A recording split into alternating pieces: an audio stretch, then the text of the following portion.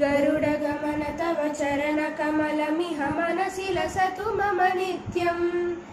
गरुडगमन तव चरणकमलमिह मनसि लसतु मम नित्यम्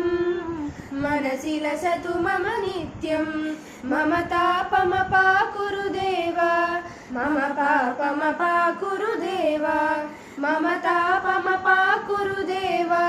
मम पापमपाकुरु देवा